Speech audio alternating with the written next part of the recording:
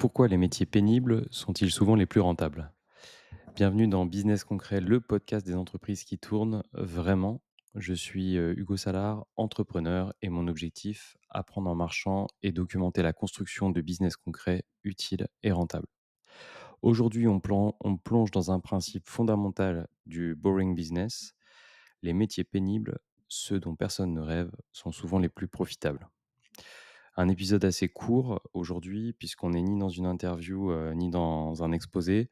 On va essayer de rester ensemble pendant 20 minutes et on va donc, voir, heu 4 points sur pourquoi les business pénibles sont-ils les meilleurs. Premier point, on verra que pourquoi ces business sont sous-estimés. Deuxième point, on va voir ensemble les 4 avantages des business pénibles.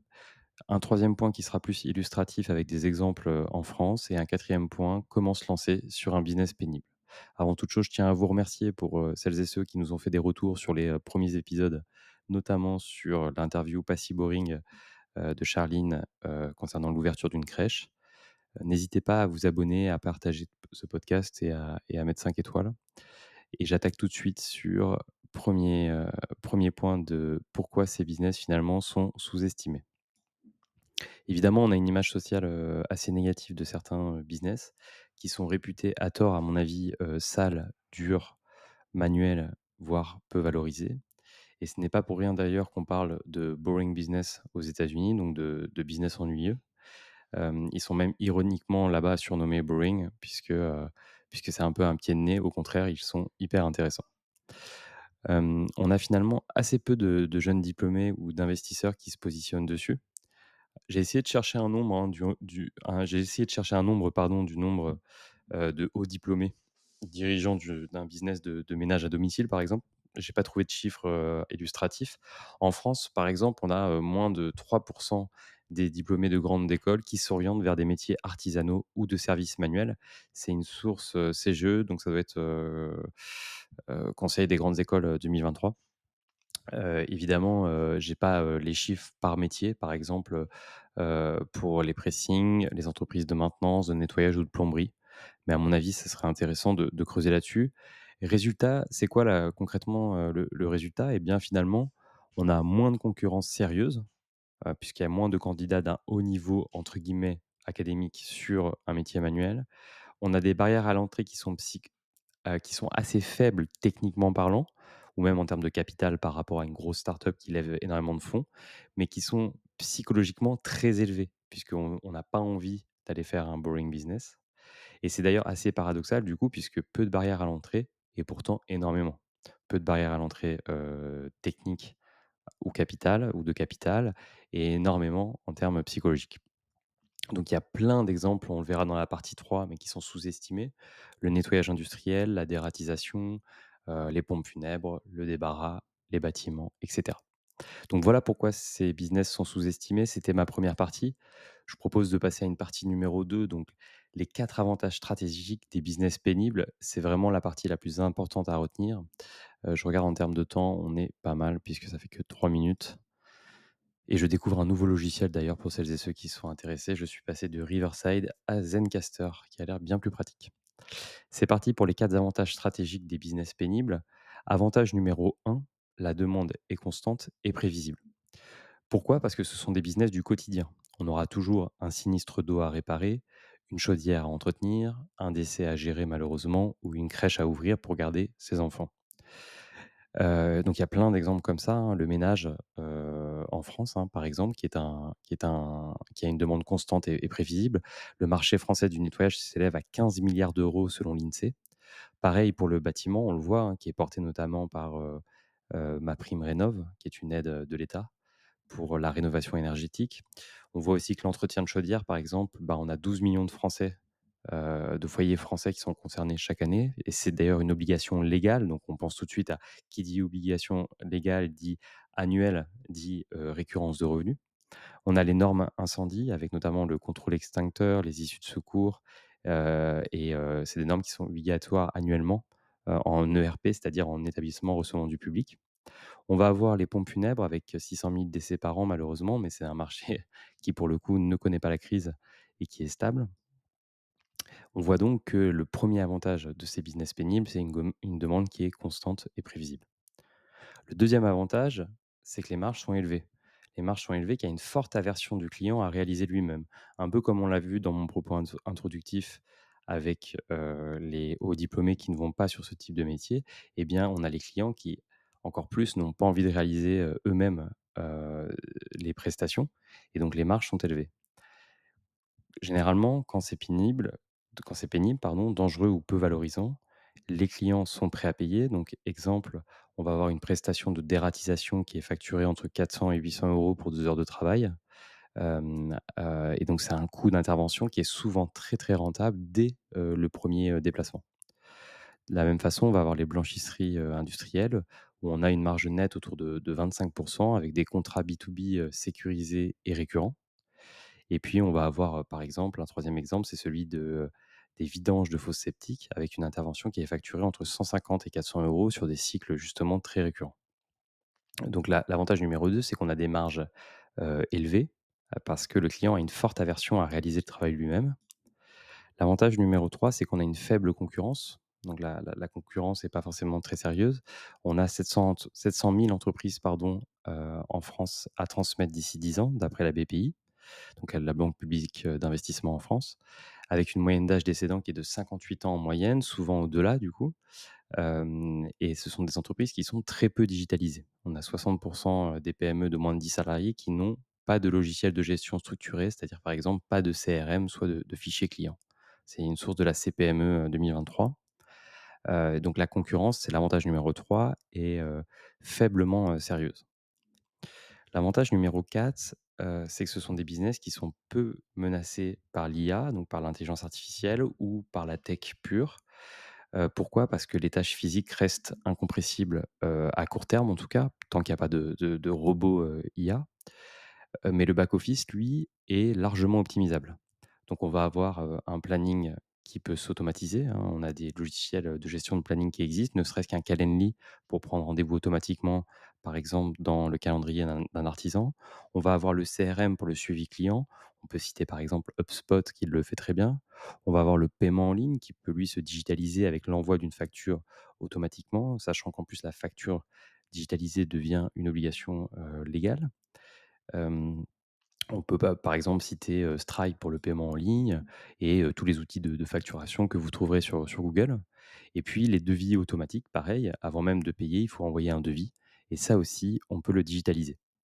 Donc l'exemple, ça va être un artisan plombier, par exemple, qui va avoir un site vitrine propre, qui peut le faire très rapidement depuis une landing page sur un site comme Typedream, Card, Webflow, WordPress, par exemple. Puis, plus un Google My Business gratuit qui est bien référencé. Et rien qu'avec ça, on peut générer 60% de nouveaux leads sans démarchage direct. Donc, sans perdre du temps là-dessus, en paramétrant bien son site vitrine et son Google My Business, c'est 60% de nouveaux leads sans démarchage direct. Donc, finalement, l'avantage numéro 4 de ce genre de business, c'est qu'ils sont peu menacés par l'IA ou la tech pure et qu'il y a beaucoup de choses à faire pour les optimiser. J'en ai parlé d'ailleurs dans mes premiers épisodes et j'en reparlerai. Notamment, on fera un épisode dédié aux outils pour optimiser, automatiser tout ça.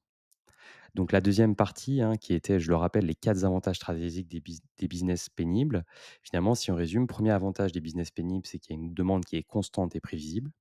Deuxième avantage, c'est qu'on a des marges qui sont élevées, car il y a une forte aversion du client à réaliser lui-même les prestations. Troisième avantage, on a une faible concurrence sérieuse. Quatrième avantage, ce sont des business qui sont peu menacés par l'IA. Je passe à ma partie 3, les exemples concrets en France. Bien évidemment, vous le voyez, je pense, déjà, hein, on a, beaucoup d'exemples différents de business dits, pénibles qui sont très, très intéressants au contraire. On va voir par exemple, je vous en ai pris quelques-uns que je trouve, hyper intéressants à regarder. On va avoir les nettoyages de copropriété typiquement, ce sont des contrats récurrents avec des syndics où on peut aller sur des chiffres d'affaires entre 300 000 et 500 000 € par an sur des villes de taille moyenne avec une marge nette de 20 à 30. On va avoir sur un business il y a une très forte aversion du client, voire même des fondateurs issus de grandes écoles, tout ce qui est p pompes funèbres indépendantes, avec un CA qui est supérieur à 800 000 € par an, des marges nettes qui sont très solides. Ce n'est pas cyclique, bien évidemment, puisque malheureusement, il y aura toujours des décès et la croissance est assurée puisqu'on a un véritable vieillissement de la population démographique. Troisième exemple, on va avoir tout ce qui est débarras et désencombrement. Ça marche très bien en ce moment.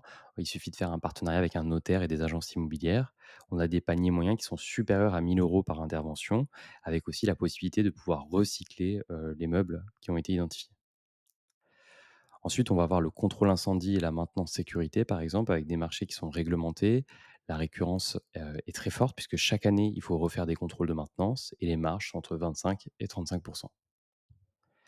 Côté, dernier exemple, hein, par exemple, on va avoir la blanchisserie en B2B avec une partie hôtellerie, restauration, collectivité, et les contrats sont souvent pluriannuels. Donc on a une récurrence, annuelle à l'horizon 3 à 5 ans puisque c'est souvent signé pour à peu près ces temps-là. Une Un dernier exemple de boring business, qui est assez, peu exploité en France, ce sont les entreprises de gestion de conteneurs de déchets industriels, par exemple, où on a des contrats récurrents avec des collectivités, et des industriels. C'est assez peu concurrentiel localement, donc là aussi, il y a une opportunité. Donc le 3e point que je voulais voir avec vous, c'était les exemples concrets en France et je passe au quatrième et dernier point, c'est comment se lancer sur un business, pénible. On va avoir 2 voies, bien évidemment, c'est toujours les mêmes, une création d'entreprise ou une reprise d'entreprise. La création d'entreprise, j'en ai parlé dans les premiers épisodes. On part de zéro, donc on a le «champ libre» entre guillemets pour installer sa vision, mais bien évidemment, l'inconvénient, c'est qu'on n'a pas, encore de clients, mais par contre, pas de capital à avancer ou très peu.